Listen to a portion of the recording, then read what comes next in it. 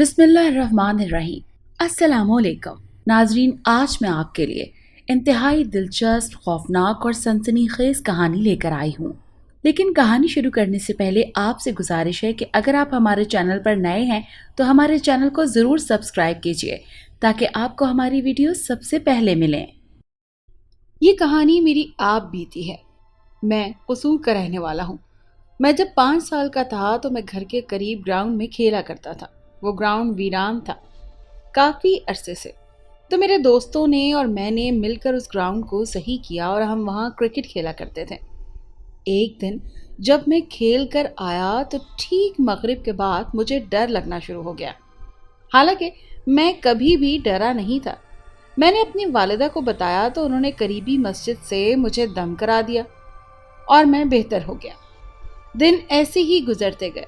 मैं वहाँ रोज़ाना खेलने जाता था। फिर कुछ दिन के बाद मेरे जिस्म में दर्द होना शुरू हो गया। मेरी हड्डियाँ बहुत दर्द किया करती थीं। फिर मुझे डॉक्टर के पास भी ले गए। वहाँ मेरे टेस्ट हुए। रिपोर्ट में डॉक्टर ने कहा कि इससे कुछ भी नहीं है, दवाइयाँ भी दी हैं मगर आराम नहीं आया। फिर मुझे महसूस हुआ कि मेरे पीछे पीछे कोई है। जब मैं पीछे मुड़ के देखता तो कोई भी ना होता। एक दिन मैं सोया हुआ था। रात के तकरीबन 12 बजे का वक्त होगा। गर्मियों के दिन थे। मेरे साथ चारपाई पर वालिदा साहिबा लेटी थी और पीछे की तरफ मेरी भाभी माँ लेटी थी। मैंने ऊपर की तरफ देखा तो मुझे मेरी भाभी माँ की शक्ल में एक औरत दिखाई दी। वो मुझे ही घूर रही थी। मैं उसको देखता रहा। मैंने सोचा कि भाभी माँ तो लेटी थी, फिर ऊपर क्या करने गई। ये ख्याल आते ही मैं उठकर बैठ गया तो वो औरत अचानक पीछे हो गई। मैंने देखा तो भाभी माँ लेटी हुई थी। मेरे अंदर खौफ की लहर दौड़ गई। फिर सारी रात मैंने डर से गुजारी। सुबह को फिर मैंने वालिदा साहिबा को बताया तो उन्होंने फिर करीबी मस्जिद से दम करवा दिया। फिर चंद दिन के बाद रात के तकरीबन 8 बजे होंगे। सर्दियों की रात थी और ठंड बहुत ज़्यादा थी। तो मैं काम के लिए घर से बाहर निकला। अभी चंद कदम ही बमुश्किल चले थे कि पीछे से किसी के चलने की आवाज़ आई। मैंने पीछे देखा तो कोई भी नहीं था। मैं फिर थोड़ा सा चला तो फिर भारी कदमों की आवाज़ आई। कदमों की आवाज़ ऐसी थी कि कोई बहुत ही भारी चीज़ ज़मीन पर गिरी हो। मैंने फिर पीछे देखा तो कोई भी नहीं था। फिर मेरे दिल में खौफ पैदा होने लगा। मैंने आयतल कुर्सी का विर्द शुरू किया तो कदमों की आवाज़ आना बंद हो गई। ईद उल फितर का दिन था तो हम नमाज ईद की तैयारी कर रहे थे। किसी ने दरवाज़ा खटखटाया। मैं गया तो एक मलंग बाबा ठहरे हुए थे। मैंने उनको पैसे दिए तो उन्होंने कहा कि मेरा चाय पीने का दिल कर रहा है। मैं पैसे नहीं लेता। उस मलंग बाबा को मैंने कभी नहीं देखा था। खैर, मैं चाय लेकर आया। उस बाबा ने मुझे मेरी बातें बताना शुरू की। वो चाय का घूंट पीता, फिर मेरी बात करता। आखिर में जब उस बाबा ने चाय पी ली तो उसने कहा कि बेटा, दुनिया जोर लगाएगी तुझे जलील करने के लिए, पर कुछ कर ना सकेगी। मुझे कहा, जा प्याला दे आ। मैं प्याला देकर आया तो वहाँ कोई भी नहीं था। मैंने गली में भी देखा, कोई नहीं था वहाँ। उसकी बातों की मुझे उस वक्त समझ नहीं आई, लेकिन कुछ दिन के बाद मैंने देखा कि जो भी मेरे खिलाफ बात करता है उसका नुकसान हो जाता है। एक दिन मेरे बहुत ही करीबी दोस्त ने मेरा दिल दुखाया तो अगले दिन वो बीमार हो गया और काफ़ी दिनों तक बीमार रहा। मेरे जिस्म में दर्द रहता था।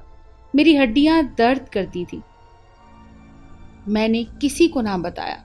मेरी हालत काबिल रहम हो गई थी और मैं दिन में हर 3 घंटे बाद खाना खाता था और 3 रोटियां खाने के बाद भी भूख मिटती नहीं थी। मैं बहुत मोटा हो गया था। मुझसे चलना भी मुहाल था क्योंकि हड्डियां कमज़ोर हो गई थीं। मैं बहुत रोता था और दुआ करता था कि मेरे प्यारे अल्लाह कोई सबब बना। मैं क्रिकेट खेलता था। मैंने स्कूल को भी बहुत से मैच जितवाए। मैं फास्ट बॉलर था, पर मेरी हालत इतनी ख़राब थी कि पीठ तक नहीं घुमा सकता था और ओवर में जब मैं बॉल करवाता तो बिल्कुल नॉर्मल स्पीड से बॉल जाती थी। मैं बहुत परेशान हो गया था कि ये क्या हो गया है मेरे साथ। हमारा जो पुराना घर था वहाँ पर जिन रहते थे। मैं अपने घर में कभी भी कुछ महसूस नहीं हुआ, लेकिन जो हमारे घर की छत थी वहाँ मुझे बहुत डर लगता था। मैं छत पर जाने से भी डरता था। اور مجھے وہاں پر خوف بھی بہت آتا تھا۔ مطلب ہمارے گھر کی چھت پر رہتے تھے جن، پھر ہم لوگوں نے کرائے کا مکان لیا۔ وہ گھر ذرا ویرانے میں تھا، وہاں پر 2 یا 3 گھر اور تھے۔ ہمارے مکان بن رہے تھے، اسی لیے ہمیں وہاں پر رہنا تھا اور پرانا مکان ہم نے بنوانا تھا۔ ایک دن صبح کے وقت واش روم جانے کے لیے کمرے کا دروازہ کھولا تو میں آدھا نیند میں تھا اور آدھا جاگ رہا تھا، تو سامنے ہی ککر کا درخت تھا۔ میری نظر اچانک سے اس درخت پر گئی۔ مجھے وہاں پر 2 سائے دکھائی دیے۔ چھوٹا سایہ آگے آگے بھاگ رہا تھا اور بڑا سایہ اس کے پیچھے پیچھے بھاگ رہا تھا۔ اس کی نظر جیسے ہی مجھ پر پڑی، وہ چھوٹا سایہ بھاگتا ہوا رکا اور واپس ککر کے درخت کے پاس آیا اور آنکھوں سے اوجھل ہو گیا، اور بڑا سایہ بھی اس کے پیچھے تھا، وہ بھی درخت کے پاس آیا اور غائب ہو گیا۔ میں اپنے ابو کے ساتھ والی چارپائی پر بھی نہیں سو سکتا تھا۔ سردیوں کے دن تھے اور گھر پر مہمان آئے تھے، تو مجھے ابو کے روم میں سونا پڑا۔ رات کے تقریباً 12 بجے کا وقت ہوگا جب مجھے اچانک سے ایک ہاتھ دکھائی دیا۔ اس ہاتھ کے اوپر کھال نہیں تھی۔ میری اچانک سے آنکھ کھل گئی اور میں خوف کی وجہ سے ساری رات سو نہیں سکا۔ میرے ابو جان کو بھی جن تھے، پر ان کو کبھی بھی کچھ نہیں کہا۔ مجھے وہ بہت تنگ کر رہے تھے۔ آپ لوگوں کو ایک اور بات بتاتا چلوں کہ ہمارے گھر میں ایک چارپائی تھی، سرخ رنگ کی، اس پر کوئی بھی نہیں سو سکتا تھا۔ ایک دن میں سو گیا اس پر، آدھی رات کا ٹائم ہوگا، کسی نے میرے پاؤں کو چھوا، میری آنکھ کھل گئی، دیکھا کچھ بھی نہیں تھا۔ میں پھر سو گیا، لیکن پھر مجھے کسی بچے کے ہاتھ محسوس ہوئے۔ پھر میری آنکھ کھل گئی، دیکھا کوئی بھی نہیں تھا۔ ساری رات میری اسی طرح گزر گئی۔ جب بھی میری آنکھ لگتی تو کوئی چیز میرے پاؤں کو چھوتی اور میری آنکھ کھل جاتی۔ یہاں پر بچوں کے ہاتھ محسوس ہوتے۔ میں قرآن پاک کی تلاوت نہیں کر سکتا تھا۔ میں جیسے ہی قرآن پاک کی تلاوت شروع کرتا تو میرے اندر بے چینی شروع ہو جاتی اور پیٹ میں درد شروع ہو جاتا۔ کئی بار سوچا کہ خودکشی کر لوں، پر میں خود پر کنٹرول کیے رکھا۔ میرے 12 کلاس کے پیپر تھے، بورڈ کے۔ میری حالت بہت خراب تھی، میرا جسم درد کرتا تھا اور ہاتھ کانپتے تھے، چلا بھی نہیں جاتا تھا۔ میرے اندر اتنی بھی ہمت نہیں تھی کہ میں سینٹر تک چل کر جاؤں، بہت مشکل سے قدم اٹھا پاتا تھا۔ پھر ایک دن ابو کسی عامل کو لے کر آئے۔ انہوں نے میرے ماتھے پر ہاتھ رکھا اور ایک چھری منگوائی۔ چھری انہوں نے اپنے ہاتھ میں پکڑ لی۔ میں نے سوچا کہ آج میری خیر نہیں ہے۔ پھر انہوں نے عمل شروع کیا۔ میں ان کا عمل سنتا رہا۔ میں ڈرا ہوا تھا۔ عمل ختم ہونے کے بعد انہوں نے کہا کہ بیٹا کچھ محسوس ہوا؟ میں نے کہا ہاں، بس ہلکا سا درد ہوا۔ تو انہوں نے کہا کہ اس بچے کو کچھ نہیں ہے، آپ کے گھر میں جو بھی ہے خیر ہے، وہ مطمئن ہے۔ پھر ایک دن قاری صداقت صاحب ہمارے گھر ملنے آئے، تو بھائی نے ان کو بتایا، تو انہوں نے کہا کہ میں 2 یا 3 دن کے بعد بتاؤں گا۔ پھر انہوں نے حساب کیا اور بتایا کہ اس کو 7 جنات ہیں، 3 جن اور 4 جننیاں۔ انہوں نے پھر میرا علاج شروع کیا۔ میں پیپر میں پڑھا ہوا پانی لے کر جاتا۔ جب میرا ہاتھ اور ٹانگیں کانپنا شروع ہوتے تو میں پانی پیتا تو سکون آ جاتا۔ اسی طرح میں نے بورڈ کے پیپر دیے۔ پھر مجھے کچھ عمل بھی بتائے، وہ میں جب بھی کرتا تو عورتوں کی آوازیں آتی، وہ مجھے گالیاں دیتی۔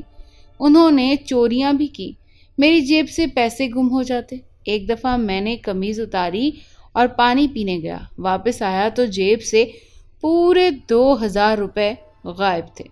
میں نے شور مچا دیا تو سب گھر والے ڈھونڈنے لگے، تو 500 روپے چھوٹے بھائی کو فریج کے پیچھے سے ملے۔ ہمارے گھر کی چیزیں گم ہو جاتی تو سب مجھے کہتے کہ میں وظیفہ شروع کروں۔ جب میں وظیفہ شروع کرتا تو سب کو کہتا کہ پورے گھر میں ڈھونڈو، تو وہ چیز مل جاتی تھی۔ پر کسی اور جگہ سے چیزیں گم ہو جاتی تو میں وظیفے کے ذریعے واپس لے آتا۔ میں نے اپنا علاج کروایا تو آگ کا بہت بڑا الاؤ جلایا گیا، مجھے اس کے قریب بٹھایا گیا۔ آگ کی تپش بہت زیادہ تھی، مجھ سے تو بیٹھا ہی نہیں جا رہا تھا۔ جیسے جیسے آگ کی تپش مجھ پر پڑتی، سکون ملنے لگا۔ پھر ان جنات کو جلا دیا گیا۔ میں نے خود دیکھا ان کو جلتے ہوئے۔ وہ گالیاں دے رہے تھے اور بھیک مانگ رہے تھے۔ پھر جب وہ جل گئے تو مجھے ایسے لگا کہ میرے جسم سے بوجھ اتر گیا، پر میری ذہانت چلی گئی تھی۔ مجھے کچھ بھی یاد نہیں رہتا تھا۔ میں نے پورا 1 سال تک یونیورسٹی میں داخلہ نہیں لیا۔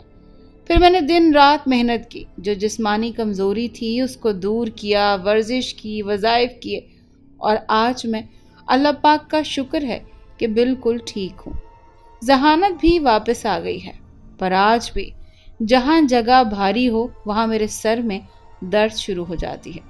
جب میرا علاج چل رہا تھا تو میرا تعویذ والا پانی پینے کے لیے الگ کپ تھا۔